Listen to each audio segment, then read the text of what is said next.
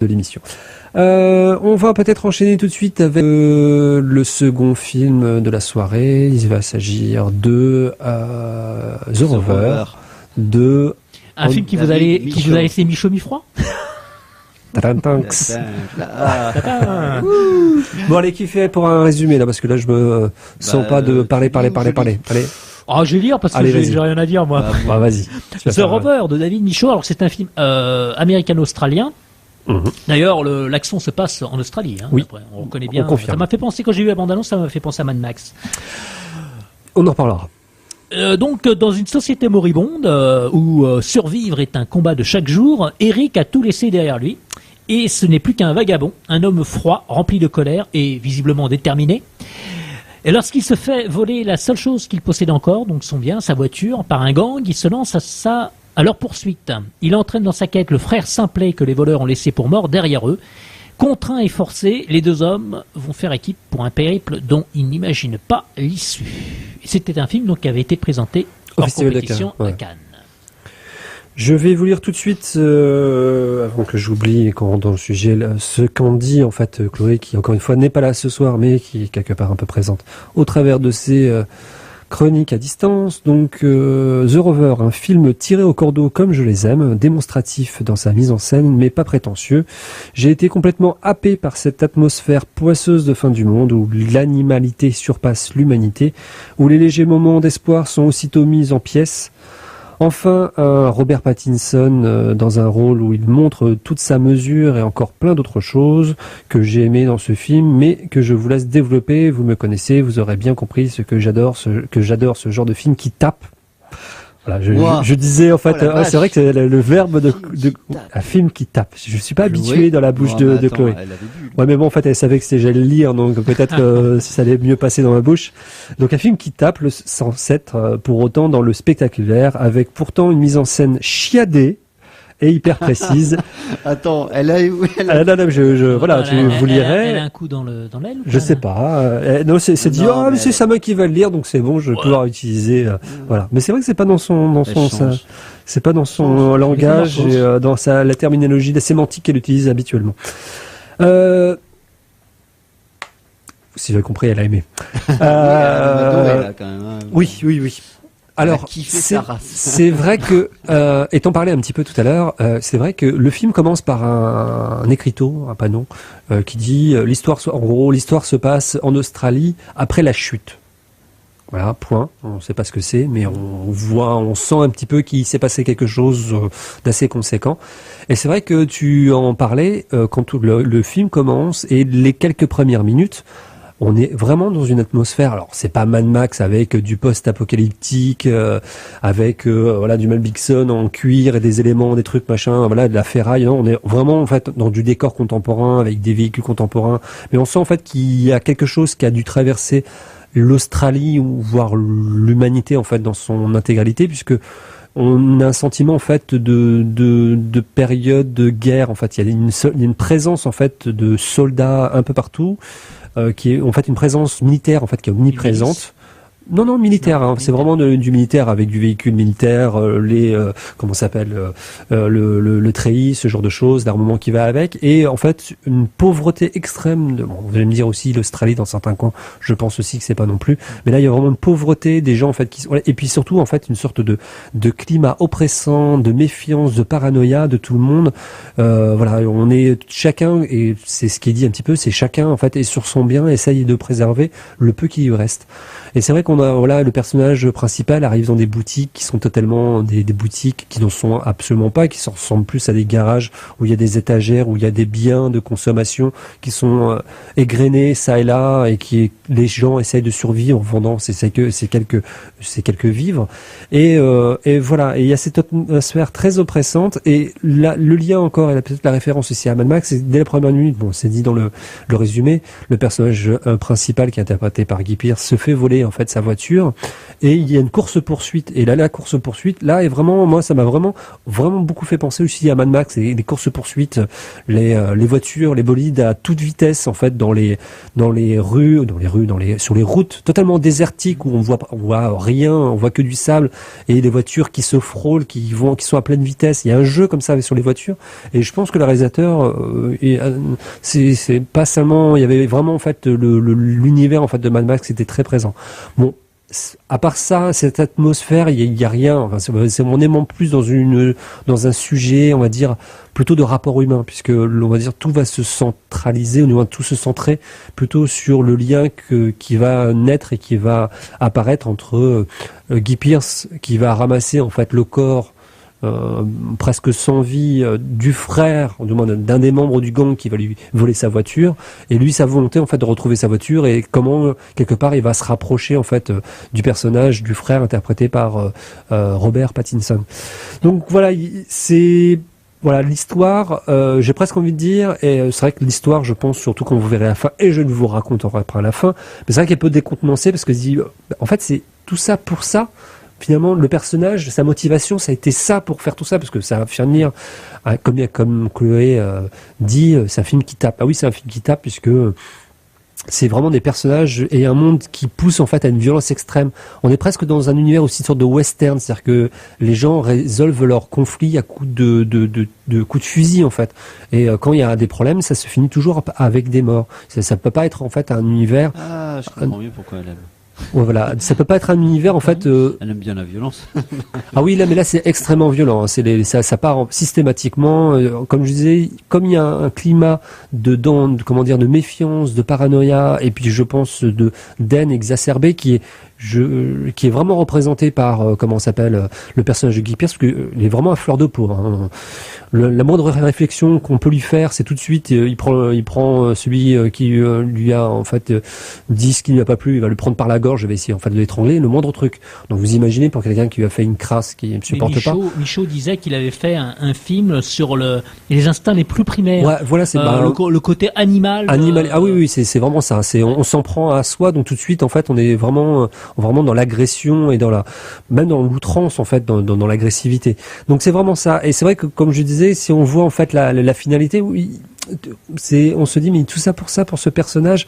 Oui, mais quelque part on va se dire que finalement là aussi on pourrait parler aussi de scénario prétexte pour finalement s'attacher vraiment à, comme on disait, à l'animalité, la bestialité des personnages, à la fois des personnages et aussi de l'humanité, puis surtout en fait l'ambiance, parce que c'est vrai que cette ambiance tendue, crasse, un peu oppressante, moi je pense que c'est surtout ça en fait que je retiens du film et que j'ai aimé.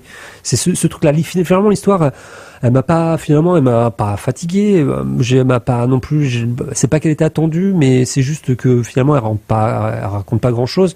Puis comme je disais, quand on a le dénouement, on se dit finalement tout ça pour ça, mais c'est surtout ce qu'on retient, c'est cette atmosphère et ces personnages un peu qui sont dans cet univers totalement perdu et qui on ressent une sorte de, voilà, on disait tout à l'heure, je disais que je ressentais rien pour le personnage et Marion Cotillard. Là, je ressens quand même quelque chose pour les personnages et il y a un côté un peu pathétique, un peu désespéré, il y a un peu d'affect pour ces personnages en se disant, mais finalement leur vie se réduit en fait juste à ça, en fait, des sentiments primaires, en fait, des actions qui sont en fait motivées par des sentiments primaires. Et c'est vrai qu'il y a quelque chose qui est assez envoûtant. Mais ce qui est terrible, c'est que tu t'aperçois, c'est que dès que on te dépossède du bien matériel qui est le rempart en fait, aujourd'hui tu retrouves ça aujourd'hui, si tu dépossèdes.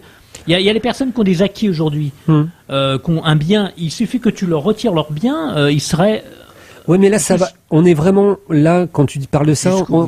Oui, mais on est vraiment dans le côté matérialiste. Oui. Alors que dans ce film, je pense que ce qui est abordé, finalement, c'est pas le matérialisme. En fait, c'est une sorte d'agressivité sur en fait une intégrité personnelle. Dire que ton bien est une extension de toi. Et le fait de te voler ton bien, c'est en fait t'agresser toi personnellement. Ouais. Donc on est vraiment, comme je disais, on n'est pas dans le matérialisme, ou vraiment ce côté-là. On est vraiment plus dans l'ego et dans la perception de l'agression en fait de l'autre. l'autre. Donc c'est pour ça qu'on parle de sentiments primaires et d'animalité, de brutalité. C'est vraiment plus pour ça. C'est pas genre je veux accumuler du bien ou je veux préserver mon bien, car finalement, si c'était le cas, sa voiture, un exemple, sa voiture, il la récupère presque pas en piteux état, mais en fait finalement c'est pas ça. Mais les choses sont récupérées, mais ils sont dans un état peut-être pitoyable. Mais c'est pas ça. C'est vraiment juste ça m'appartient, c'est une extension de moi, tu dois pas t'en prendre à cet objet parce que c'est moi, cet objet c'est moi, c'est ce qui fait de moi parce que c'est tout ce qui reste des possessions qu'on peut avoir, donc en t'en prenant à ça, donc finalement il pourrait très bien récupérer la voiture sur, totalement démolie, ça serait, je l'ai récupéré quand même, donc on sent très bien que, encore une fois, c'est pas le matériel lui-même qui compte, c'est plus, l'extension, donc. Oui, c'est vrai que ce film peut à la fois décontenancer, perturber, parce qu'on ne sait pas du tout où il va, et puis il a fait une finalité un peu étrange, mais je pense que faut se laisser en fait pénétrer et baigner par cette atmosphère très oppressante et voilà quelque chose de vraiment différent. Ouais, une frontière entre, j'ai presque envie de dire, un cinéma, alors je dirais pas réalisme social, mais je dirais plus en fait un cinéma ethnologique et puis qui va étudier vraiment les comportements humains et puis ce côté un peu jusqu'au boutiste, un peu Mad Max, c'est-à-dire un peu post-apocalyptique qui pousse les gens et qui permet, qui justifie justement une violence à outrance. Donc alors je ferai juste une petite aparté sur Robert Pattinson. Alors c'est vrai que je dois reconnaître, parce que je suis pas un grand fan de Robert Pattinson, que je l'ai vu on l'a vu dans toutes les grosses productions, où on n'est pas censé non plus très bien jouer. Et je l'avais déjà vu aussi dans Les Éléphants, je sais plus comment s'appelait ce film là, qui est censé être genre le film archétypé, film à Oscar, de l'eau pour les éléphants, c'est le film archétypé pour meilleur Oscar du second rôle. Bref, je l'ai pas trouvé en fait transcendant dans ce qui est pourtant censé être. Il était bon dans un petit film qui s'appelait Remember Me. Ah, ça me dit quelque chose, oui, qui était pas mal. En plus, mais moi, jusqu'ici, j'ai toujours vu, en fait, interpréter ces rôles. On dirait, j'ai pas vu, en fait, de quelque chose, en fait, de nuance dans son jeu. Alors, certes, là, on va dire, il joue un simple d'esprit, donc dans son interprétation, il n'y a pas de nuance, quoique, il est vraiment ce que sur le point sur lequel j'étais perturbé, c'est que son interprétation, alors, peut frôler quelquefois, en fait, le caricatural, mais par contre, il y a vraiment une réelle, c'est ça qui m'a perturbé dans son jeu, c'est qu'il y a une réelle transformation physique. À l'image, dans son interprétation, je ne reconnaissais pas le Robert Pattinson qu'on connaît, parce que Robert Pattinson, c'est une gueule on a l'impression que c'est toujours Robert Pattinson, mais qui est Robert Pattinson chez les vampires, Robert Pattinson, je sais pas où avec les éléphants. À Hollywood. Oui, à Hollywood avec les stars. Alors que là, il est vraiment dans une transformation physique et dans des mimiques, dans des faciès, qui fait on arrive presque en fait à oublier qui il est. Puis même, je trouve en fait qu'il a des petits rictus, des petits éléments en fait au visage. Je trouve que il a vraiment dû travailler en fait son personnage, et ça me sort un petit peu de ce genre d'acteur archétypé hollywoodien comme je disais, au travers duquel on ne voit que, en fait, on voit plus l'acteur que le personnage. Donc voilà, il m'a agréablement surpris. Bon, je ne suis pas non plus arrivé à la transcendance de porter à nu le talent de Robert Pattinson, mais au moins il m'a montré qu'il était capable d'un minimum de talent. Donc je demande à voir. Et voilà. Bon, si je pouvais faire un parallèle, il y a des acteurs qui, quand je les ai vus dans des premiers rôles, ils m'ont transcendé tout de suite. Bon, après, ils m'ont un peu plus déçu. Je pense par exemple à comment s'appelle, DiCaprio, qui très jeune en fait. Moi, quand je l'avais vu dans Gilbert Grape, m'a vraiment transcendé, parce que je lui dis ça, ce mec-là, c'est un vrai acteur. Et ce mec-là, on en parlera à l'avenir.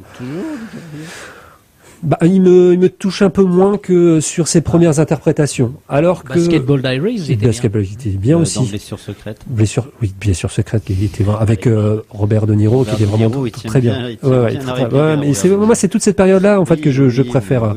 Même Roméo plus Juliette, je trouvais il y avait quelque chose. Ouais. Alors que maintenant, je trouve un peu plus fadasse, excusez-moi. Alors que là, Robert Pattinson. Il y en a, ce serait l'inverse, il te dirait, tu vois. Comment ? Il y en a, il te dirait l'inverse. Ouais, après c'est une question de goût. Mais là, alors que là, Robert Pattinson, je l'ai estampillé comme étant... Et là, il me donne quelque chose un petit peu, pas du grain à moudre, mais voilà. Il est un peu plus épicé, on va dire. Mais bon, j'attends de voir. Est-ce qu'il va nous prouver... surtout que, petit aparté encore, j'ai cru comprendre qu'il était en lice pour reprendre le personnage d'Indiana Jones. Ce que je trouve assez regrettable, puisque je pense que c'est pas le meilleur candidat. Oui, je te vois totalement consterné. Non, mais déjà, il faut arrêter. Avec Indiana Jones. Ouais. Oui, il faut arrêter avec les remakes. Bon bref, en tout cas, voilà, il m'a montré quelque chose et c'est vrai que le duo et l'interprétation, c'est vrai que et Guy Pearce, par contre, alors il est dans une sorte de minimalisme de jeu, mais en même temps, il y a quelque chose qui transparaît à travers de son visage, justement une agressivité, une haine. Oui, mais bon, lui, il est pareil. C'est beaucoup de talent, ce garçon. Donc voilà, donc un film qu'il ne faut pas aller voir pour l'histoire, qui risque peut-être de vous perturber si vous attachez en fait à celle-ci. Par contre, voilà, le but c'est de vous comment dire, vous laisser couler dans le fauteuil et de vous laisser imprégner par l'atmosphère qui est à la fois mais qui n'est pas désagréable. Alors c'est vrai que c'est un univers qui est très oppressant, voilà, qui est avec des éléments connotés très négatifs, mais finalement on en ressort voilà, c'est un peu c'est pas contradictoire mais c'est un peu antinomique au niveau des impressions. Alors The Rover, si je connais bien mon anglais, ça veut dire l'aventurier. Oui, me semble-t-il, oui. Oui, donc, un rapport avec le... Mais je pense qu'il y a un jeu de mots parce que je me demande si son véhicule, sa voiture n'est pas une Rover. Ah ouais. Non mais vraiment parce que soit dit en passant, on m'a fait une blague quand j'étais voir le film justement, on a fait un jeu de mots sur la voiture la Rover, mais je crois que justement sa berline qui conduit. Comment ? Qui est allé quand ? Je suis allé voir le film. Pas aujourd'hui en tout cas. Hier. Hier. T'as eu de la chance. Non, pas de nom. Non, mais je vois qui c'est qui a pu te faire une blague là-dessus. Bon, donc voilà, et donc oui, je pense que c'est un jeu de mots à la fois sur l'aventurier et sur le modèle de la voiture. Je croisais une personne, elle dit t'as pas vu le film, comment tu vas pouvoir en parler ? Je dis à défaut je pourrais dire que c'est l'histoire d'une Rover. Donc voilà. C'est un peu ça. Voilà. Donc alors, j'ai presque envie de dire pour une sorte de public averti, je conseille vraiment ce film en fait pour les gens qui sont capables de se laisser imprégner par une atmosphère et qui ne vont pas voir un film pour la narration, ou du moins qui sont capables d'extraire la narration comme étant le sujet principal ou porteur en fait d'un film. Donc voilà, je conseille. Je crois qu'on a cru comprendre aussi que Chloé était très comment dire, très pas motivée mais très enthousiaste par rapport à celui-ci. Oui, elle avait l'air. Je n'avais pas vu son précédent Animal Kingdom, il avait bien reçu une très bonne critique. Oui, c'est vrai. Oui, du coup, Animal Kingdom. Chloé l'avait vu, Animal Kingdom. Comment ? Du coup, Chloé l'avait vu et elle avait adoré. Rappelez-moi l'histoire d'Animal Kingdom, parce que ça par contre. voilà, parce que je crois que qu'on se souvienne de l'histoire sans avoir vu le film. Non, mais c'est parce qu'en fait, ce film, je me demande si c'était pas justement avec Guy Pearce. Oui, alors, oui, justement. L'histoire d'accord. D'un château, d'un royaume avec des animaux. Non, mais oui, d'accord, je vois. Je vois, et à la limite, je fais le rapprochement avec le film. Animaux, c'est un gardien de zoo. C'était le film déjà avec Guy Pearce, et c'est vrai que le film, justement, on peut se rapprocher justement du traitement en fait des personnages. C'était quoi ? En fait, c'est je vais vous lire le résumé, ça va être plus simple. Une rue anonyme dans la banlieue de Melbourne, c'est là que vit la famille Cody, profession criminelle. L'éruption parmi eux de Joshua, un neveu éloigné, offre à la police le moyen de les infiltrer. Donc en fait, c'est vraiment une famille de brigands et les relations, les rapports entre les différents, on va dire la fratrie en fait. Et c'est vrai que Guy Pearce aussi est vraiment très bon. C'est marrant. Le seul film où je l'ai trouvé insupportable, Guy Pearce, c'était, tu me diras, c'était dans une production Besson. Alors je sais plus quel était le film, c'était un film d'anticipation, mais il était insupportable. Besson, Anticipation Anticipation, Besson. Avec Guy Pearce. C'était produit par Besson, c'était une production repas, là, tout ce que tu veux, avec le... Moi, je l'ai trouvé insupportable dans Prometheus, mais... Ah oui, moi, c'est dans Prometheus, moi, je me souviendrai. Qu'est-ce qu'il fait dans Prometheus Je me souviens même plus. Il joue le vieux, oui. Il joue le vieux. Ah oui, effectivement, oui. Alors, il y a de la chance parce qu'on le reconnaît pas forcément. Non, mais on retiendra. Oui, effectivement, on retiendra surtout. Bon, dans les boulets qui se traînent, il y a Iron Man 3, là, il y a pas longtemps, qui était un vrai boulet. Qu'est-ce qu'il a fait ? Ah, est-ce que c'est pas Lockout, non ? Ah oui, c'est ça. Lockout. Dans une prison. Qui se passe dans l'espace, qui était pas consternant. Prison spatiale. Prison spatiale. Oui, qui aurait été vraiment pas bon et voilà, qui se l'a joué un peu justement un mix entre Han Solo et le côté un peu aventurier qui avec de la gouaille et qui en fout plein la tronche et en fait qui finit par être insupportable. Donc voilà, le The Rover, on peut le voir où et jusqu'à quand ? Au Café des Images, demain, je pense à partir de 20h.